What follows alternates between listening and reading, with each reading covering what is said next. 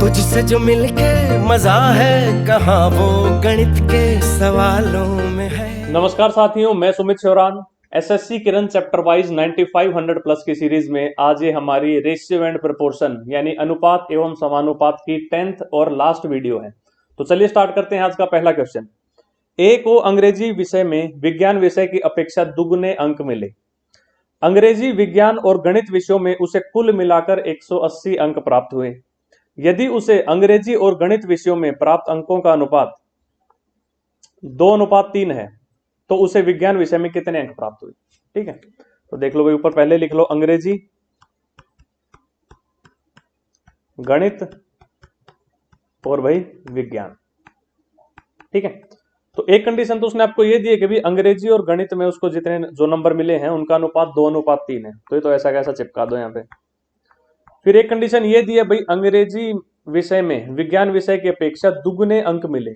अब अंग्रेजी में 2 मिले हैं और ये विज्ञान से दुगने हैं, तो इसका मतलब विज्ञान में 1 अंक है। कह सकते हैं हम 2:1 में हो गए अंग्रेजी और विज्ञान। और कह रहे तीनों में कुल मिलाकर उसको 180 अंक प्राप्त हुए। अपने देखो कितने हो रहे हैं भाई, 2, 3 और 1, कितना भाई 6। लेकिन सवाल कह रहा है 6 नहीं, 180 अंक। कितना गुना? 30 गुना। तो पूछा है भाई उसे विज्ञान में कितने मिले थे। तो विज्ञान में भी मैं कहूंगा 1 नहीं, 1 का 30 गुना यानी 30 अंक मिले थे। Option C 30 is the right answer. चलिए भाई नेक्स्ट। एक नियोक्ता अपने कर्मचारियों की संख्या 9:8 के अनुपात में घटाता है और उनका वेतन 14:15 के अनुपात में बढ़ाता है। तो यदि प्रारंभिक वेतन बिल 18,900 रुपए था तो वेतन बिल किस अनुपात में कम हुआ। ठीक है भाई, देखो उसने संख्या घटा दी, कुछ ऐसी कर दी, पहले अगर 9 कर्मचारी थे तो अब वो 8 रखने लग गया। और लेकिन उसने वेतन बढ़ा दिया। वेतन कुछ इस प्रकार बढ़ा है कि पहले 14 रुपए मिलते थे तो अब 15 रुपए मिलने लगेंगे। ठीक है, तो भाई संख्या गुणा में वेतन, यही मिल जाएगा आपको वेतन बिल। भाई अगर 9 बंदे थे, हर बंदा 14 रुपए का वेतन ले रहा था तो 9 गुणा में 14 हो गया वेतन बिल। अब 8 बंदे हो गए, हर बंदा 15 रुपए का वेतन ले रहा है तो 8 गुणा में 15, ये हो गया वेतन बिल। ठीक है, तो एक तो डायरेक्ट गुणा करके लिख सकते हो, फिर पहले कुछ कट रहा है तो उसको काट भी सकते हो। तो देखो जैसे 2 से काट दिया इसको, ये बच गया 4, ये बच गया 7। 3 से काट दिया, 3 तिया 9 और 3 पंजे 15। अब इनको गुणा कर लो, 7 तिया 21 और 500 के 20, यानी कि अब वेतन बिल 21:20 में घट गया। यही उसने आपसे पूछा था, वेतन बिल किस अनुपात में कम हुआ। सो 21:20 यानी कि option B is the right answer. ठीक है, ये जो उसने 18,900 दिया है इससे कोई फर्क नहीं पड़ता। अगर वो आपसे ये पूछता कि भाई प्रारंभिक वेतन बिल 18,900 है तो बताएं बाद वाला वेतन बिल कितना हुआ, तब इस 18,900 का फायदा होता। उसने आपसे पूछा ही नहीं, अनुपात ही पूछ लिया डायरेक्ट, तो इस क्वेश्चन के अंदर इस डाटा का कोई यूज नहीं था। चलो भाई नेक्स्ट।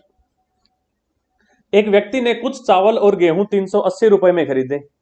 उनमें चावल और गेहूं के भारों का अनुपात 4:3 था। ठीक है भाई, यहां पे लिख लिया आपने चावल और ये लिख लिया आपने गेहूं। ठीक है, इनके भारों का अनुपात दे दिया 4:3। और बोला है और एक समान मात्रा के चावल और गेहूं का मूल्य का अनुपात 5:3, यानी कि कीमत दे दी भाई।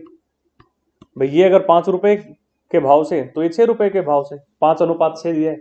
ठीक है, तो तदनुसार वह चावल कितनी कीमत में खरीदा गया था। ठीक है भाई, भाई भार है, कीमत है, तो कुल रुपीज निकाल सकते हो भाई कितने का पड़ा उसको। भाई 4 किलो कोई चीज हो 5 रुपए की कीमत से तो भाई 20 रुपए की पड़ेगी। 3 किलो कोई चीज हो 6 के भाव से तो भाई 18 की पड़ेगी।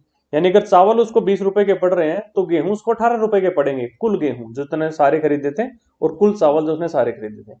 तो कह रहा है उसने डाटा भी दिया भाई शुरू में कि गेहूं और चावल उसने 380 के खरीदे थे। अपना कितना बन रहा है भाई, 20 और 18 कितना हो गया 38। कह रहा है 38 नहीं 380, कितना गुना 10 गुना। तो पूछा है भाई चावल कितनी कीमत में खरीदा गया था।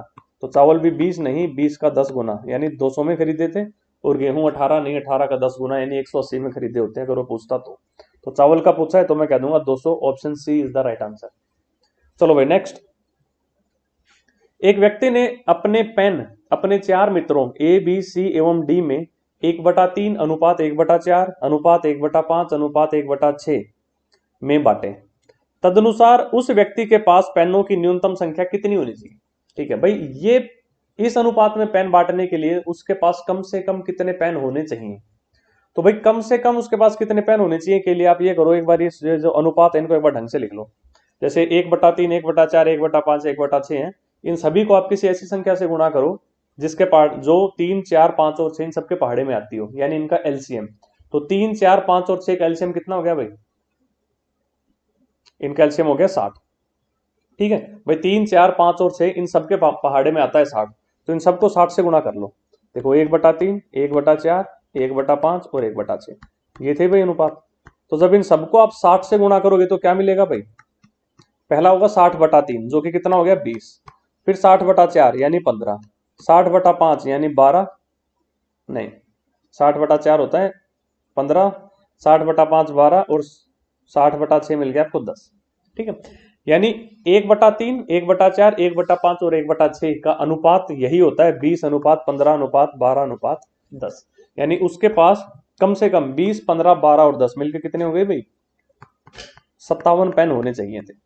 ठीक है, अगर उसके पास 57 पेन होते तो एक को 20 देता, एक को 15, एक को 12 और एक को 10, और 20, 15, 12, 10 यही अनुपात है 1/3, 1/4, 1/5 और 1/6 का अनुपात। ठीक है, तो चलिए भाई नेक्स्ट, टॉम जेरी का पीछा कर रहा है, उतने ही समय में टॉम 8 बार कूदता है और जेरी 6 बार कूदता है। ठीक है, उसके बाद एक कंडीशन दी, किंतु 7 बार कूदने पर टॉम जितनी दूरी तय करता है वह उसके बराबर है जितनी दूरी तक जेरी 5 बार कूदने पर जाता है। तो देखो भाई, तो फिर उसने आपसे पूछा टॉम और जेरी की चाल का अनुपात क्या है। देखो यहां पे लिख देता हूं टॉम और ये हो गया आपका जेरी। तो एक तो उसने कंडीशन ये दी कि भाई जो छलांग की जो लंबाई है, नहीं, एक तो कंडीशन ये दी कि भाई जब टॉम 8 बार कूदता है तो जेरी 6 बार कूदता है, यानी अगर बराबर समय की बात कर रहे हैं, जितने समय में टॉम 8 बार कूदा उतने समय में जेरी 6 बार कूदा। ठीक है, तो यहाँ पे कूद का रेशियो आ गया मेरे पास, ये 8 बार कूदा तो ये 6 बार कूदा, बराबर समय की बात कर रहे हैं। फिर एक कंडीशन और दी, अब कूद की लंबाई जो है उसकी भी एक उसने कंडीशन दे रखी है कि भाई टॉम 7 बार कूदने पे जितनी दूरी जाएगा जेरी 5 बार कूदने पे उतनी दूरी जाता है, यानी कि टॉम की 7 कूद बराबर है जेरी की 5 कूद के। भाई यही हो गया, तो मैं टॉम और जेरी की एक एक कूद का अनुपात निकाल सकता हूं भाई, 5:7 हो जाएगा। यही होता है भाई, टॉम को वो मिलेगा जो जेरी के पास है, जेरी को वो जो टॉम के पास है, यानी इनकी कूद की जो लंबाई है उसका अनुपात मिल गया भाई मुझे क्या, 5:7।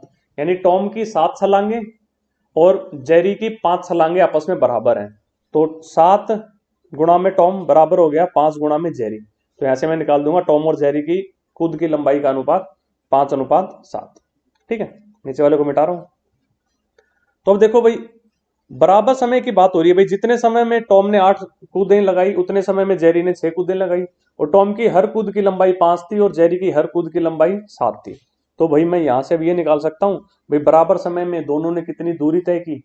अगर यही डाटा हो तो मेरे पास मैं कहूंगा 8 पंजे कितना भाई 40 और 6 सत्ते कितना भाई 42, यानी बराबर समय में दोनों 40:42 की दूरी तय कर रहे हैं। तो जो जब बराबर समय में दो इंसान जब जितनी दूरी तय करते हैं, जिस अनुपात में दूरी तय करते हैं, उनकी चालों का अनुपात वही होता है।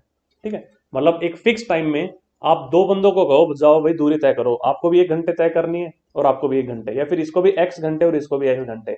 तो समान समय में जब दो इंसान जिस अनुपात में दूरियां तय करते हैं उनकी चालों का अनुपात वही होता है। तो यहां से मैं कह दूंगा ये इनके चाल का ही तो अनुपात मिला, तो 20:21 हो जाएगा जब इसको 2 से काट दोगे। ठीक है, टॉम और जेरी की चाल का अनुपात option D 20:21 is the right answer.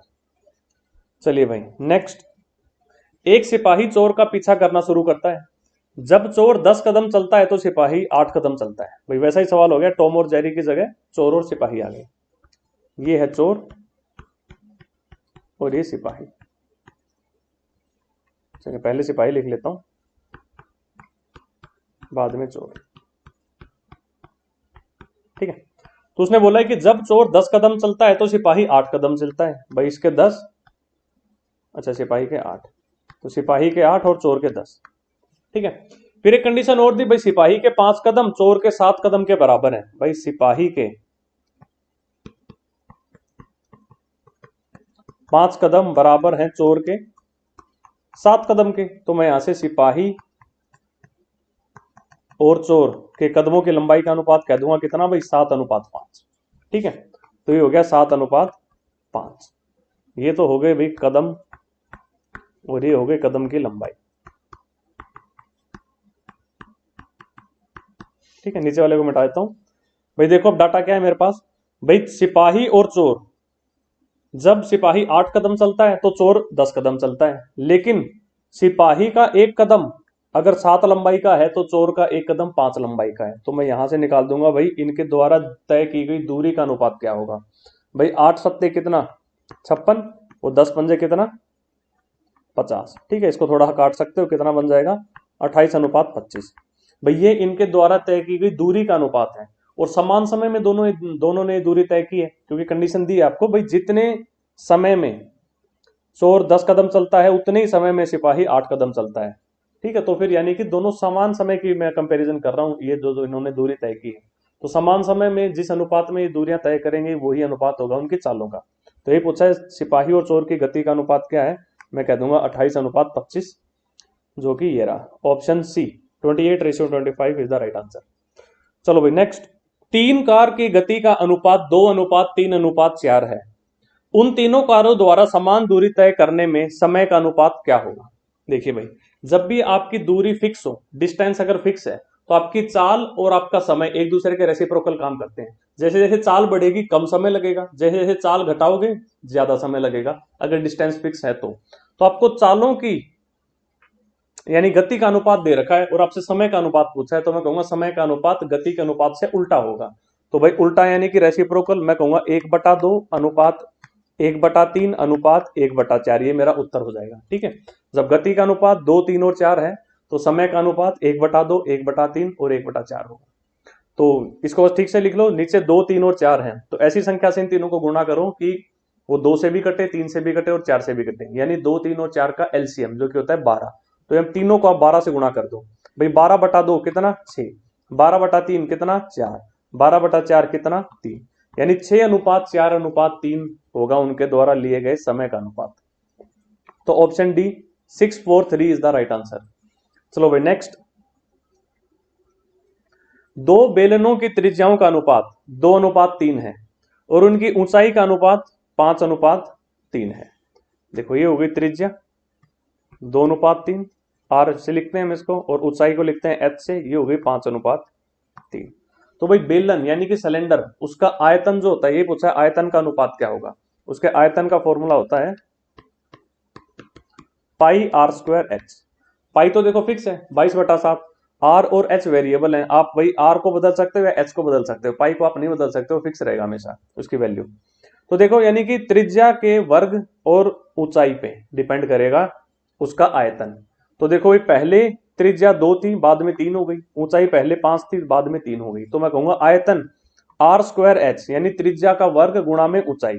तो पहले देखो भाई त्रिज्या कितनी थी 2, तो 2 का वर्ग गुणा में ऊंचाई कितनी थी भाई 5, इसका अनुपात भाई 3 पहले त्रिज्या थी तो 3 का वर्ग और गुणा में ऊंचाई, ऊंचाई अब हो गई 3, तो ये अनुपात मिल गया। 2 का स्क्वायर कितना भाई 4 और 4 पंजे 20, 3 का स्क्वायर 9 और 9 तिया 27, तो मैं कहूंगा इनकी आयतन का अनुपात हो जाएगा 20:27, जो कि ये रहा मेरे पास ऑप्शन बी में है। चलिए भाई नेक्स्ट, एक कॉलेज यूनियन में विद्यार्थियों की संख्या 48 है, लड़कों और लड़कियों की संख्या का अनुपात है 5:3। देखो भाई ये लड़के और ये लड़कियां, इनका अनुपात दे दिया आपको 5:3 और बोला इस यूनियन में कितनी लड़कियों की संख्या जोड़ी जाए कि लड़के और लड़कियों का अनुपात 6:5 हो जाए। देखो भाई अब कह रहा है भाई कॉलेज के अंदर 48 लड़के हैं, जिनमें से दे दिया भाई 48 विद्यार्थी हैं, लड़के और लड़कियों का अनुपात भी दे दिया। अब कह रहे कितनी लड़कियां इसमें और मिला दें कि अब लड़के और लड़की की संख्याओं का अनुपात 6:5 हो जाए। तो जब अब लड़कियां और ज्यादा एडमिशन ले रही हैं तो लड़के तो उतने ही रहेंगे जितने पहले थे। अब इसके अंदर देखो भाई यहाँ पे लड़के मैंने मानने हैं 5 और यहाँ पे मानने हैं 6, तो इनको बराबर कर लो, क्योंकि लड़कियां ऐड हो रही हैं तो उससे लड़कों की संख्या पे कोई फर्क नहीं पड़ेगा। तो ये 5 और 6 बराबर कब होंगे, जब इस 5 को गुणा कर दूं 6 से और इस 6 को गुणा कर दूं 5 से, यानी कि आप इसको गुणा करो 6 से और इसको गुणा करो 5 से, तो 6 से गुणा करोगे तो कितना भाई 5 6 30, और ये 3 सिक्के 18, 5 से गुणा करोगे तो 6 पंजे 30 और 5 पंजे 25। अब ये थोड़ा ठीक लग रहा है कि भाई लड़के और लड़कियों का अनुपात पहले 30:18 था और अब लड़कियां और आ गई, तो अब लड़के और लड़की का अनुपात हो गया 30:25। ठीक है, तो देखो भाई उसने बोला क्या आपको भाई, ये बोला है कि पहले इनकी संख्या 48 थी, अपनी देखो भाई कितनी थी, 30 और 18 कितना हो रहा है, 48 ही हो रहा है। ठीक है, इसका मतलब कि यहां से जो आंसर मिलेगा वही अपना करेक्ट होगा। और उसने पूछा है कि इसमें कितनी लड़कियों की संख्या जोड़ी जाए, तो मैं कहूंगा 18 में आप कितना जोड़ो कि 25 बन जाए।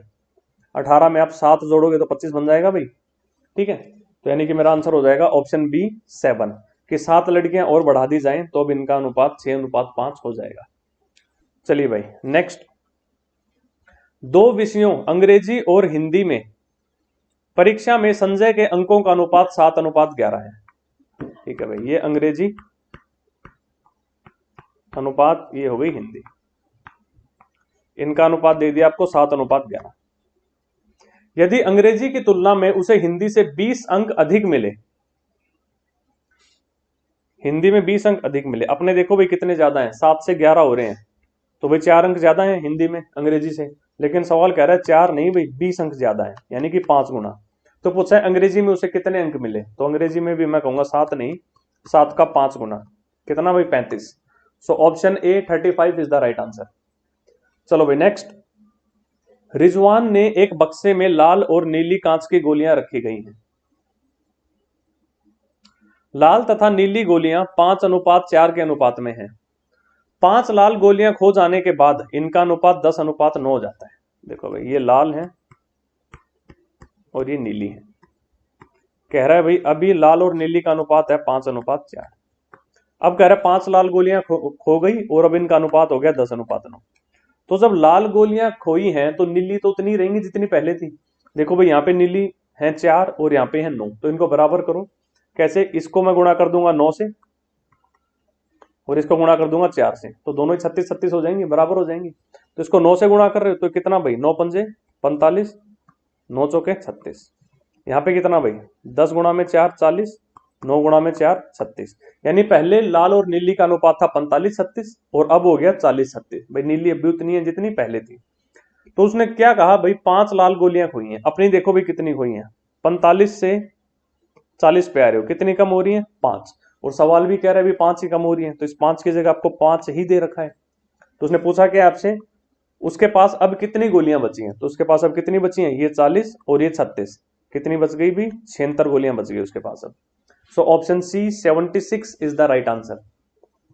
चलो भाई नेक्स्ट, मेज तथा कुर्सी के मूल्य का अनुपात 9:4 है। देखो भाई ये मेज और एक कुर्सी, इनके मूल्यों का अनुपात दे दिया 9:4। फिर बोला मेज का मूल्य कुर्सी के मूल्य से 1250 रुपए अधिक है। तो देखो मेज का मूल्य अपने यहाँ पे कुर्सी के मूल्य से कितना अधिक है, 5 अधिक, लेकिन सवाल कह रहा है 5 नहीं भाई 1250 अधिक, कितना गुना, 250 गुना। तो पूछा है कुर्सी का मूल्य क्या होगा, तो मैं कहूंगा कुर्सी का मूल्य भी 4 नहीं होगा, 4 का 250 गुना, कितना भाई 1000। So option A is the right answer. ठीक है, तो अपना ये रेशियो एंड प्रोपोर्शन यानी अनुपात एवं समानुपात का चैप्टर यहीं पे कंप्लीट होता है। आपके कुछ डाउट्स हैं तो आप उनसे कमेंट सेक्शन में पूछ सकते हैं। तो इसके बाद नेक्स्ट वीडियो में हम कोई अगला चैप्टर स्टार्ट करेंगे। तो तब तक के लिए okay, tata, take care, bye bye.